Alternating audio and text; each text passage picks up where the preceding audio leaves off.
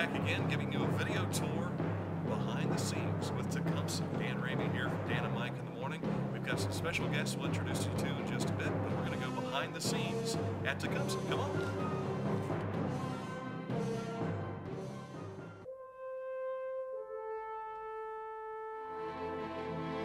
Good evening, ladies and gentlemen, and welcome to Tecumseh. We'd like to remind you that the photographing, videotaping, and sound recording of the production in any manner is strictly prohibited. Smoking is not permitted in or near any buildings on the theater complex. We also ask that you refrain from using any cellular phones or pagers in the rain shelter or seating area. And finally, we ask that you be considerate of your fellow audience members by keeping the noise level down while the show is in progress. Your cooperation is greatly appreciated. Thank you. And now, Tecumseh. I guess I'm not in trouble for videotaping that part, though, so I think we're good. We're standing 5 stories above the Sugarloaf Mountain Amphitheatre, which you get a chance to see here in just a moment, with Erica Swanson. Erica, what is your position with Tecumseh? I am the production stage manager and the wig designer. And you get to direct the show from up here, don't you? Yep, every cue that happens throughout the show, whether it be lighting cue, sound cue, pyro, backstage cue, is cued by me up here. Gotcha. If you don't mind, let's take a look at what all you have here. Alright, first section that you're looking at is the pyro board. This is used during the 2-8 battle. It's where all the reciprocals go off. The cannons will go off down below, and then I answer it where the cannonball would have landed with the pyro board. So you flip a switch to fire the cannon. You flip a switch for where the ball lands? The cannon is actually lit by our cannonettes down below. Okay. And Ray Bud, our technical director and head pyro, cues them down below. So he handles all that. Once he goes, I have a cue on stage that I'm looking for that I will then take my reciprocal off of. Have you ever missed a cue? I have. My first year I missed one. But That's since a pretty then, good record. I don't tend to miss them. There will be some times that they won't happen, either because a wire didn't go right, so then it doesn't blow up, or if an actor gets too close to it, I won't take the cue because it's unsafe. So my job is to watch the entire battle and to make sure that the actors are all in the right place, so I don't blow them up. And be careful not to lean on the pyro board. Exactly. That's why it doesn't get armed until right before the battle.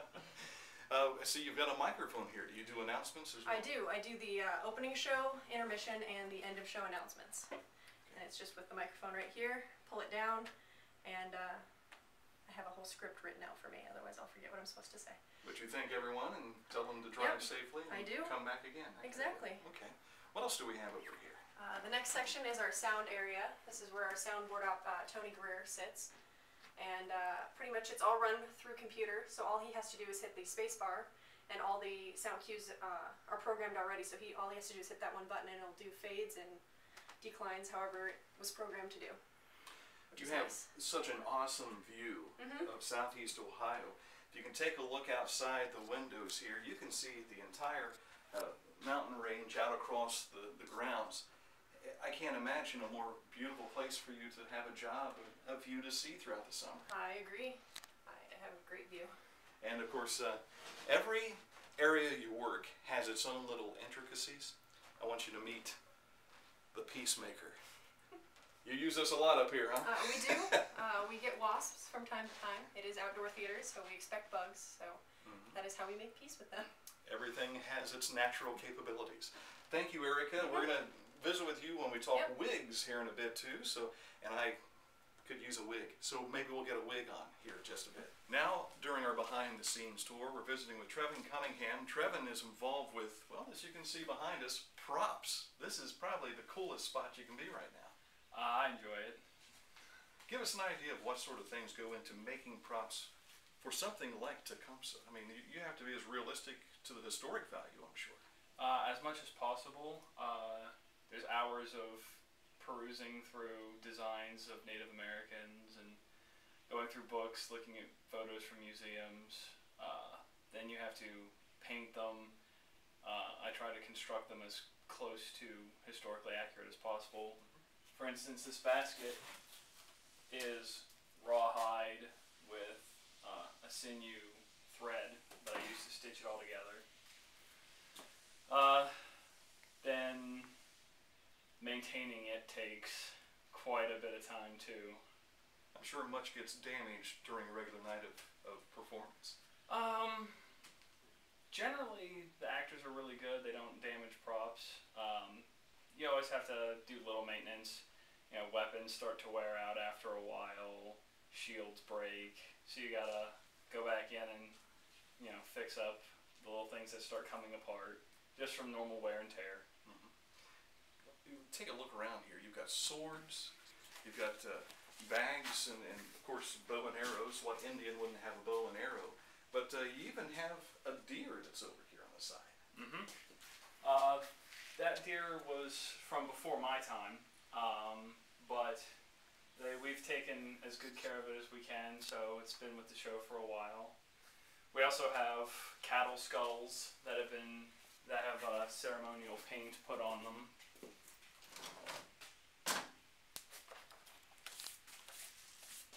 Need brushed off a little bit, but very cool. Very nice. This is something that no doubt you have a love for.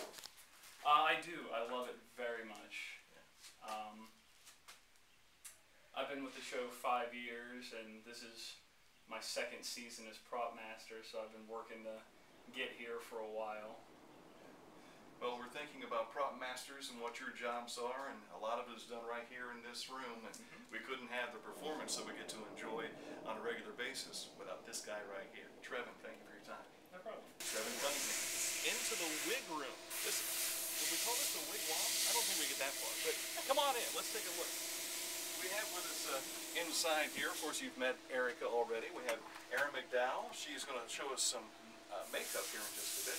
And Rachel Thomas, who is presently doing some braiding of some of the wigs. This is pretty cool. This is White Loon's wig. He is the chief of the Miami tribe, and I'm just loosening up the braids a little bit so they don't stick out when he wears his headdress. Now, it's my understanding that these get a wash every week so that everybody gets all the humid sweat and everything taken care of. These particular wigs, they're used from the beginning of the season to the end of the season, aren't they? Yes, that's the way we like to keep it. We take really good care of them so that they'll last through all 74 shows, plus the rehearsal process. We talked a while ago in the prop department about making sure things have the historical value. Is that the same given to the hairstyles that are used with the wigs? Yes, Erica is our wig designer, and she's the one who actually did all of the wigs. I'm just responsible for making sure they still look like that. Ah, very good. So you've got a lot of studying to do then, it sounds like. I have my computer here. It's got all of the photos of every wig that we have in the show from pretty much every angle we could take from, and I use that as an index to restyle the wigs. And Erica, you're happy with her, I am. job performance here? Yep. Tell us about some of these wigs. Tell us where Tecumseh's hair is. Tecumseh is the first three. He actually has 3 wigs. So he has his first one, his 1-1, as we call it, and that's when he was a younger person. So we made sure that his hair was a little bit shorter and it's tied back for battle, because the first thing you see him in is the 1-1 battle. So you have that. Then he moves on to this because he would get older and have more hair flowing down. He also will eventually get a feather from his brother Chicxulub. So, spoiler alert, Chicxulub dies. And he takes the feather from Chicxulub's hair and wears it throughout the rest of the show as a piece of his brother. And then he has his Act 2 wig, which then he gets 2 eagle feathers. Chiefs of tribes generally had eagle feathers, so we made sure that he had it. Kikascalawa and Blackhoof, all chiefs of tribes have eagle feathers. So then he has this one. Then we have Tenskwatawa, that's his little brother.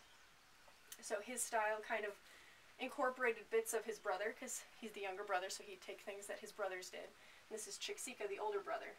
So I kind of took things from this, from both the different designs, so that way he had a combination of them, since he would probably try and imitate his brothers.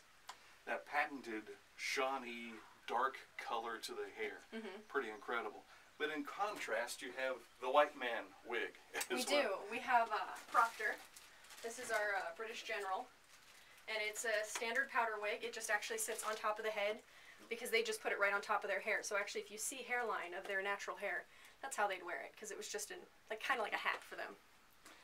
This is not the view of Proctor as well. It looks rather feminine, I think. But but the men wore the wigs back in the day, didn't they?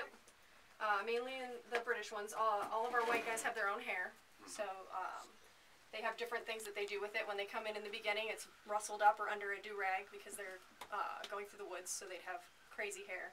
They come in for a wedding, they have it all slicked over because they try and look as nice as possible. And then in Act 2, when they're all officers or soldiers, they all have their hair nice. We also have Kikascaloa, who has the full-on gray wig, because he is one of our oldest chiefs. So, and he actually gets a large headdress that sits on top of it too. Great.